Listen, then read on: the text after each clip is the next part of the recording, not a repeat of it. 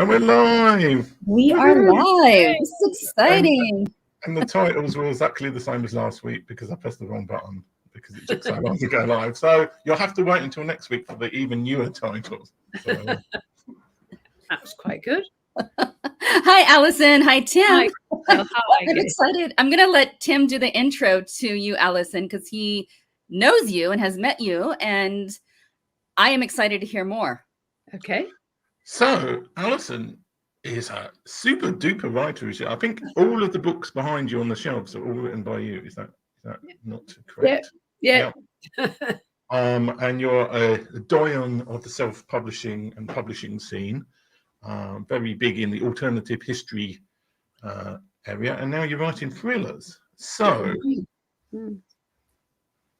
in 30 seconds, in some small amount of time, describe your career to date and how you ended up as this super duper author extraordinaire.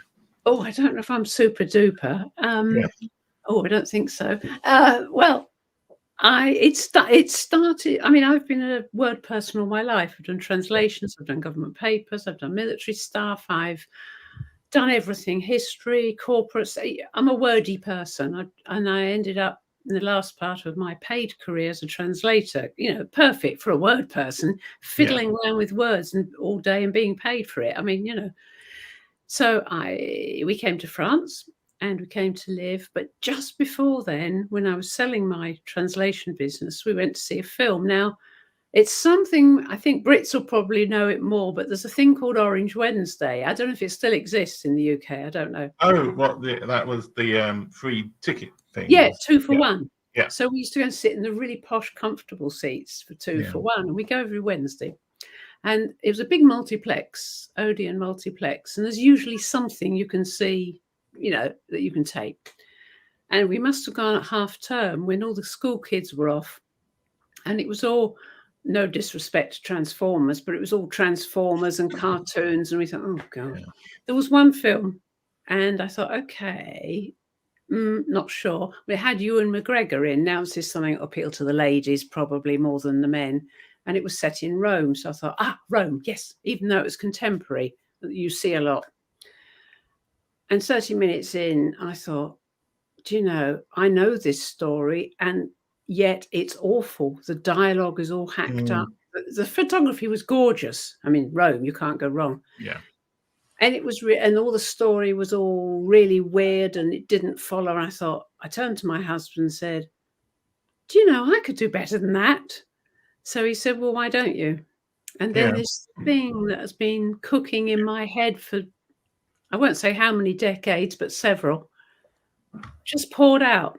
And 3 months later, so 90 days, I had 90,000 words on my computer. It just poured out. And I thought, what do I do with this? And I had no idea. So, of course, I had to find out what publishing was about, what you did. And luckily, I saw a series of how to get published in The Guardian, the newspaper. Yeah. So I went online and did all those little semi-seminary things and read it all and worked out a plan. And I thought, yes, I can string words together. I can describe stuff. I've read since I was 5, you know, on a reading challenge. This is not a problem. But I don't know how to construct a novel or how to construct a saleable story. So I went to conferences, classes. You know, I educated myself in the whole thing, got to know a lot of people, and sort of found out how the whole book world worked. Well, my alternate history stuff, I wanted Romans. I wanted a strong female protagonist, which you can't really have in the Roman society. And I wanted thrillers. It had to be history. So the only alternative, I read Robert Harris's Fatherland and thought, oh, you can change history. Yeah, I can do that. And that's where it all started. So this girl, I don't know why she was an American, but she's an American, Karen, she is. What a name.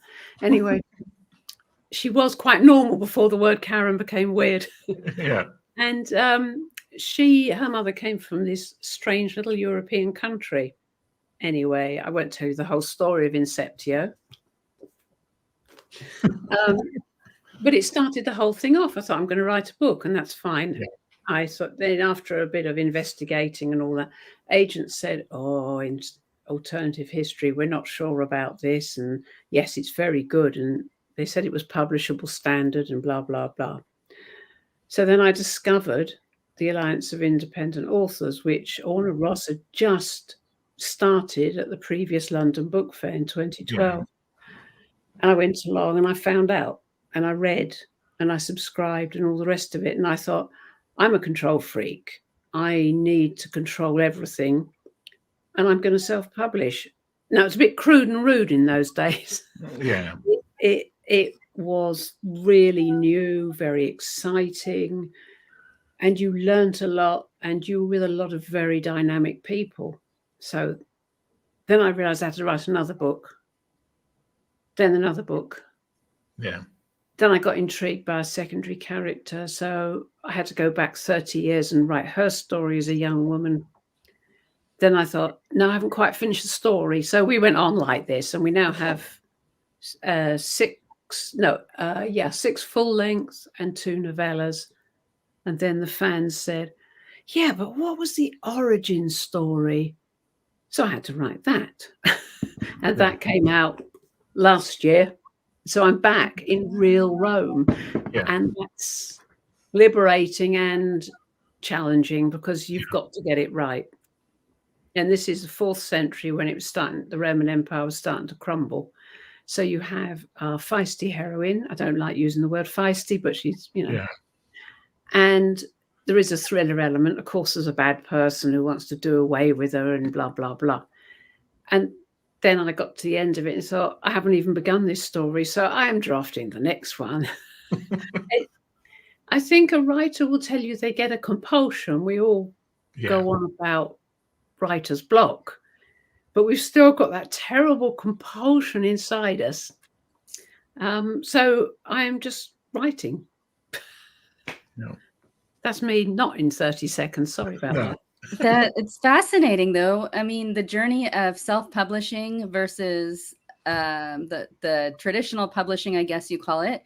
Mm-hmm. I'm curious, though, about that, but I'm going to ask that later. I'm curious about what research looks like when you are changing history. Yes. The main thing is it's got to be plausible and credible. It's got to be, it mustn't be like in the film. I don't know if what's it called? The film Inglourious Bastards with Brad Pitt. Well, that's complete bananas, total bananas. If you want to attract people to read your book, normal people to read your book, you've got to make it plausible so you don't lose your reader halfway through, and consistent so that it's a bit like J.K. Rowling used to say. She got Harry Potter's background and his world sorted before she even started. And you've got to know everything, basically. You've got to work it out. The best thing is to research your jumping off point where history splits and make sure you really, really know that well, because everything else is going to derive from that. I'm sorry about that. And to be able to develop standard historical development in a plausible way. My master's is in history, which helps. Yeah. But you have to sort of look at the movements of history. Well, if that happens, how would that affect that? And although you're not I don't write the big stuff of history. I bring events in. I'm not writing Fatherland. Well, yeah, I am more writing Fatherland than The Man in the High Castle, if you see what I mean. I'm not writing the big stuff, but you have to still know all that. Yeah. So you have to research, what if the Spanish had kept some of the west coast of America? What if they had that? What if the French hadn't sold Louisiana? And what if Quebec became an independent country? I did that in Carina. I thought, I'm going to play with this. I've just been to Canada and Quebec. I thought, oh yeah, I'm going to do this bit. So you have to sort of think what would be plausible and not go too far off piste, really. But yeah, you have to research it very strongly. Your master's in history, what was your focus? It was women in the armed forces of Germany in the night from 1930 to 45, and what role they played. And we always hear about the British and the American, the WAFs and the WACs and the Air Force and all the rest of it. But most people's only knowledge is of pastiches, if you like, of the German women who worked with the army. And the lovely thing is the conflict, because Hitler's Third Reich and the whole Nazi ideology is women are in Kinderkirche Küche, so church, kitchen, and caring for children, and no woman can hold a responsible position. Well, of course, the Germans, when they conquered a lot of Europe, ran out of people. So women came in as drivers, radio telegraphists, secretaries, of course, anti-aircraft operators. They became the girls pushing the sticks in fighter command. I can't remember what you call them. Sorry, them. And they took on more and more, and quite often they sort of were almost the local commander's assistant in doing all kinds of things. They did huge backup, and there were 500,000 of them, but their story wasn't written in English. And when I did my master's in the early 2000s, a lot of the women were dying without their stories. And they'd been done in German a bit. They got over that because it was a huge national shame to have been served then. One or two researchers had gone and found out nothing in English. So, of course, all my sources were in German. And I'd done my first degree was languages, which helped. So that was a real challenge. I loved it. My supervisor wanted me to do a PhD. I said, no, I've done this. This will do. But it gives you that, if you can't find it in 3 places, it isn't a fact technique. And it makes it very rigorous, which really helps with the research. You think, no, I'm not sure about that. Don't like that. That's really not a good source. It also opens your mind to looking at other things and other sources that perhaps you wouldn't naturally go to. So, yeah, it really helps. Wow. Yeah. So let's get back to the books. As we could end up talking about your entire. So, from my understanding, and I apologise for not getting around to reading any of your books. Sure. I've been trying to go through reading some of the old books of my guests for Book Chat Live. I've got so many of them to get through. And I tend to listen to audiobooks as well, which doesn't help. Oh, well, Inceptio is available as an audio. But as I understand, you've got basically 2 sets of books. You've got your alternative history books, which is if a part, basically to probably mispronounce completely what it is, but is if a part of Rome had kept going until the present day, and it's talking about dramas within that particular modern day state. So, has there been anything when you've been writing those books where you've suddenly realised, oh, actually, that couldn't possibly happen because it's not in the right timeline, so to speak? That's where you've got to have done your research. Yeah. You really have got to think about when you're writing. I mean, these are all set in the present, or that's the 4 Karina books. Well, 2010, 2012. I have to keep upgrading the tech occasionally. But I've said, that's when they are set, plus a little bit into the future. Not much, but basically the present. The other ones, I have to go back to the 60s. Now, I've got to be very, very careful because this is not the late 60s that actually happened. Yet there is a lot of similarity, a huge amount. So you have to get all your tech right. The other thing is you've got to watch your characters' ages over 68 up to 2012. You've got to make sure nobody has an 11-month pregnancy or something like that, because that's really embarrassing. Also very uncomfortable, I think. So you have to be very aware of what real things you can bring in and what you can't. I've opted to have a 10-year one world war 1915 to 1925, which was absolutely so awful. Yeah. And somebody called A. Hitler did not arise because the European nations were so appalled by this ghastly 10-year thing. They just were never going to do it again. Really, really. And everything was resolved. Germany was split back up into its small constituent parts. So you have Bavaria, you have Berlin, Brandenburg. You've got some of them went back to being their little dukedoms and stuff. Some became representative democracies. They all went into different. So the threat of a big Germany had gone. Well, of course, this is great because I can have my characters go to these countries that used to exist but don't. The big problem was Aurelia going to Berlin in 1968, and Berlin hadn't been bombed to bits. Yeah. I had to sort of think, now what was Berlin like? So that's fun. Yeah. So you've got to watch your timeline, and you can't introduce anything too mad. Yeah.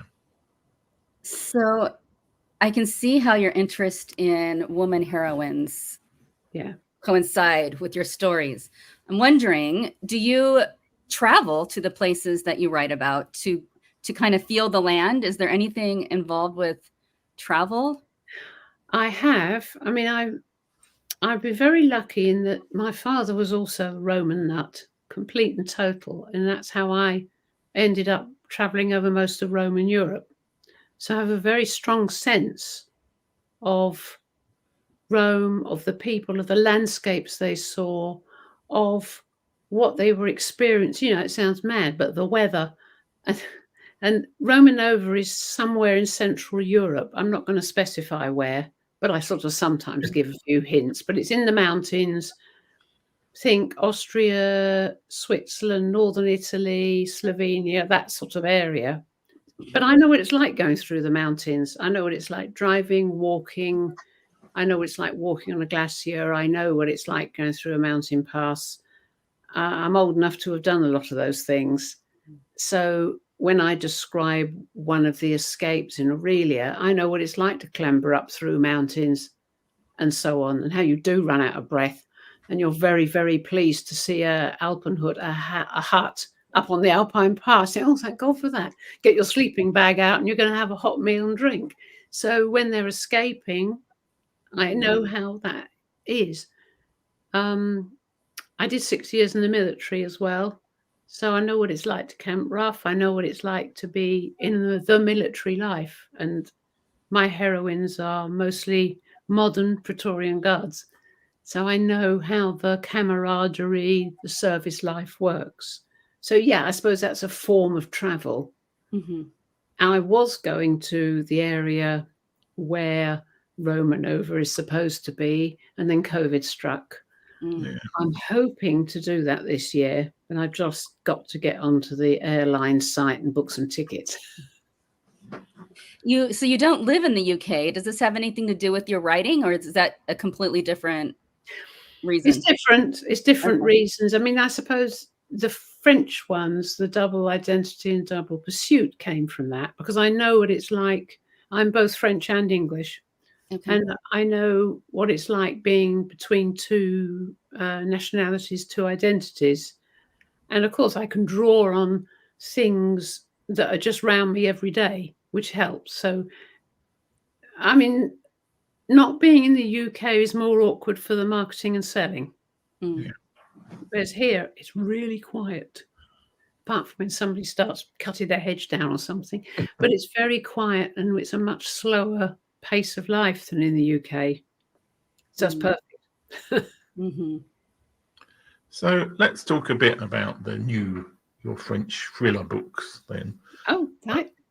Are you planning to, this is your main thing going forward, or are you still responding? Are you still happy writing about the alternative history world? Or have you got some new shocking project you're going to tell us about on this? Give us an exclusive. No, I don't think you have, but you never know. It's always worth asking. I've gone back to write the foundation story, this one. Yeah. Oops, get it. Because people wanted to know the regular readers wanted to know. Also, I quite fancied doing an absolutely straightforward historical fiction story, because this is before Romanova. This is 20 years before the first one. So you are in the 4th century. And I thought, do you know, I'd really like to do that. But I'd written the 2 doubles quite quickly during the lockdown. And I am definitely going to do a 3rd, although each book stands by itself. There is a continuity, especially between the 2 characters. And they've got to a stage where they now understand each other. I'm not saying anymore. So I want to add at least a 3rd, but I want to write the next straight historical fiction, which will go from straight historical fiction and meld into the very beginning of the alternative. Then I'll do another Melisande one, or Mel, as she's known in English. And her father calls her Melisande. Her mother calls her Mel, which is quite nice, because that's a conflict in itself. Yeah. So we want to start reading your books. Do we start with the very first book you ever wrote, or do we start somewhere else? What do you suggest? Well, you've got 2 options. This is the first one. Okay. So this is Inceptio. So this is where we meet our heroine, who doesn't know anything.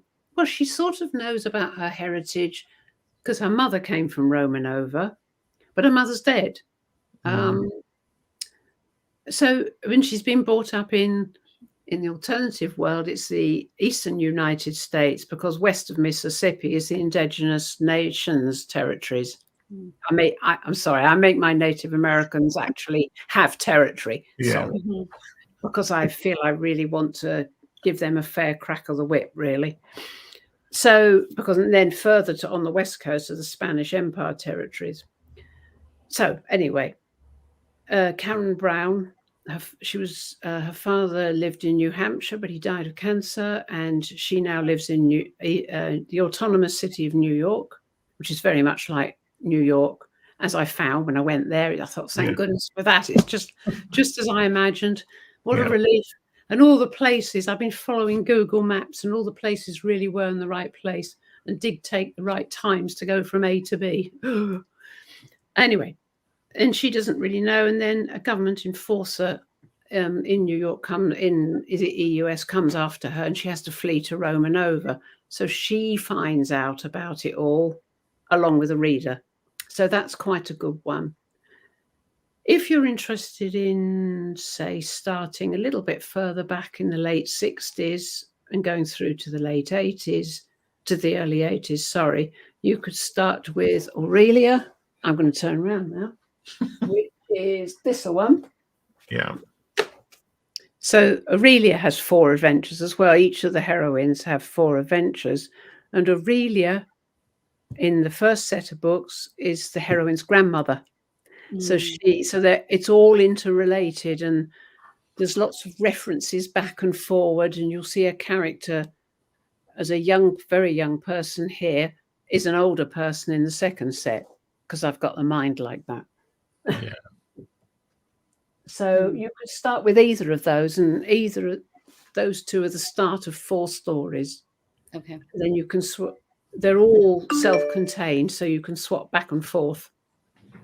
You know, when you've read one lot, you can go back to the later ones or the earlier ones. And I imagine we can get them all on Amazon, or is there somewhere else you prefer everywhere? Amazon, everywhere. Apple, Kobo, Barnes and Noble, Nook. They're all in paperback, ebook. I sold the rights to Audible Studios for 4 of the books, but I still haven't made my mind up about the others. So, but anyway, whatever. But yeah, there we are. That's how they are. And I'm working on a project which is super secret around one of the books. And there will be news out on my. First of all, it goes to my mailing list, because that's what I always said I'd do. Then it'll go to, I suppose, my blog. Yeah.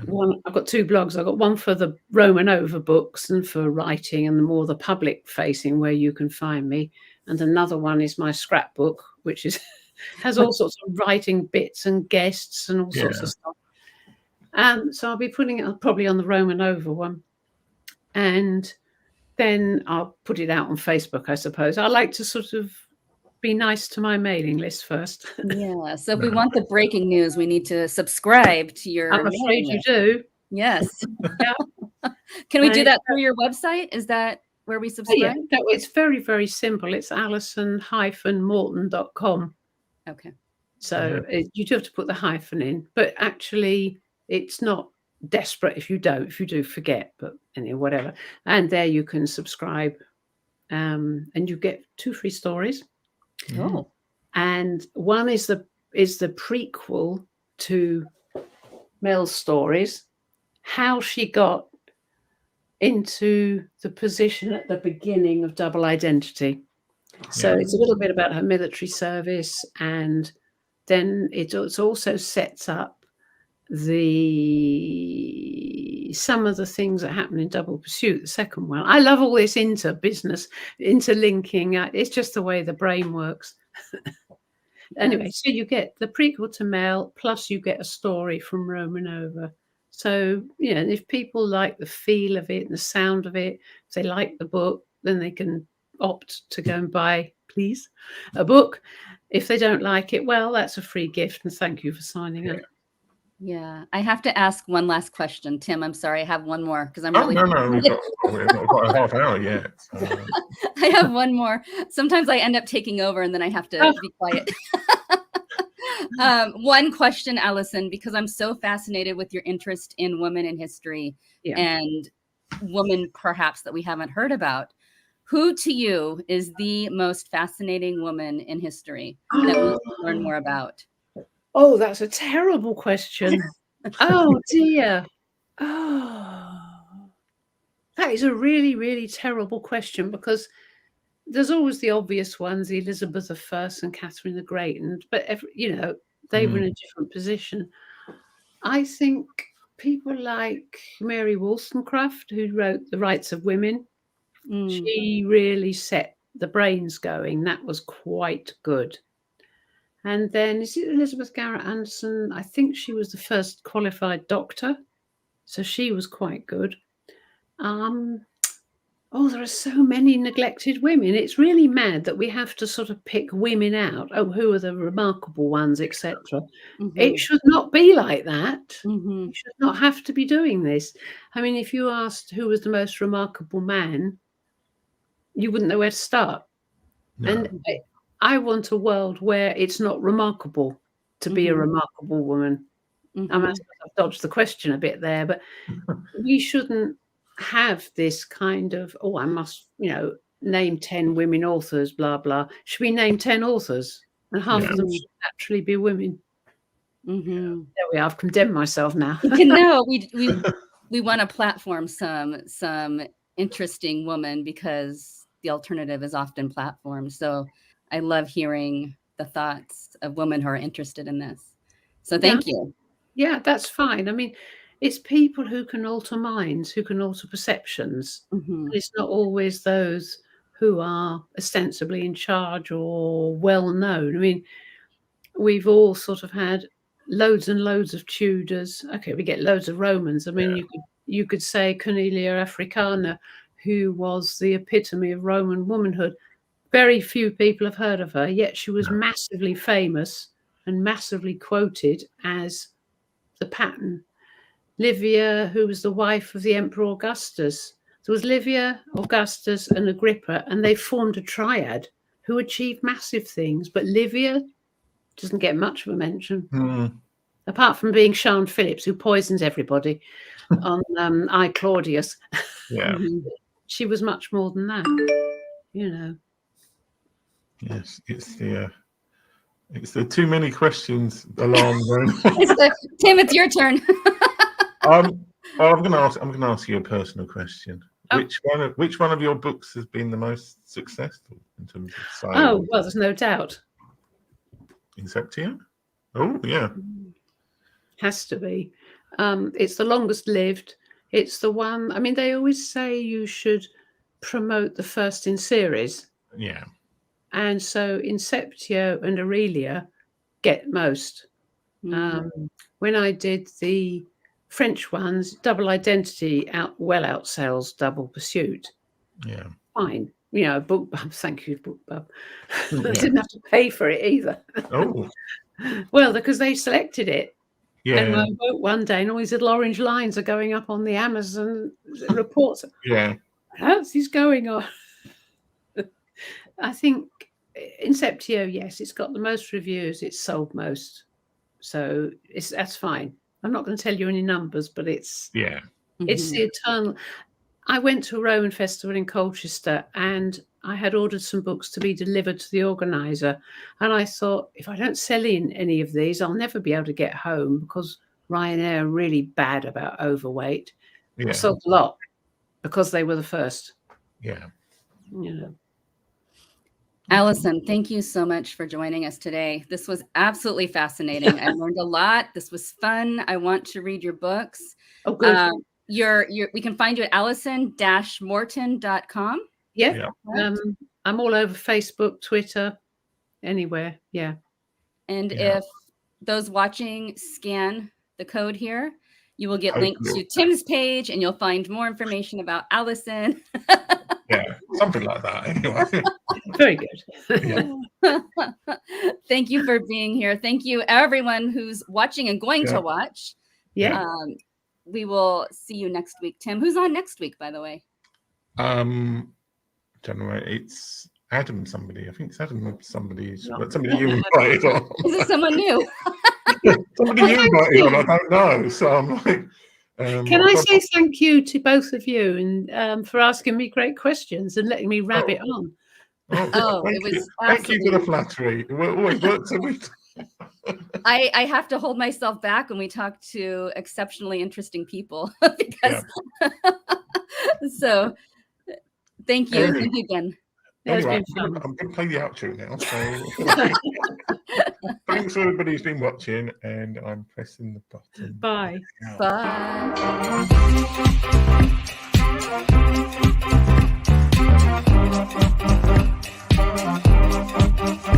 This is what God requires.